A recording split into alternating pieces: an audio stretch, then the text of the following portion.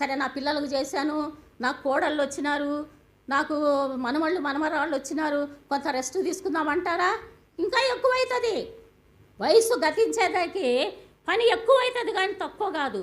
కానీ దేవుని కార్యాల్లో ఏమవుతుందంటే మనకున్న ఆసక్తి అంతరించిపోతూ ఉంటుంది.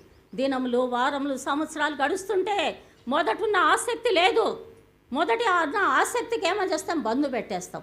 కానీ దేవుడు ఏమంటున్నాడంటే మీరు కనుపరిచిన ఆసక్తి ఎంతవరకు ఉండాలంటే తుద మట్టుకు ఉండాలా, చాలా జాగ్రత్త పడాలా. అందుకోసమే దేవుని గ్రంథంలో ఒక మాట ఉంది, కార్య ఆరంభం కంటే కార్యాంతం ఉన్నది. ఎంతోమంది ఆరంభించినారు. ఇశ్రాయేలు ప్రజలు 6 లక్షల మంది ఆరంభించినారు. తుదకు ఎంతమందితో ముగిసింది? యెహోషువ కాలేబులతో ముగిసింది. అర్థమవుతుందా? కనుక ఆది శూరత్వం కాదు, అంత శూరత్వం చాలా ప్రాముఖ్యమైంది. కనుక ఈ భాగంలో మనం గమనించేది ఏంటంటే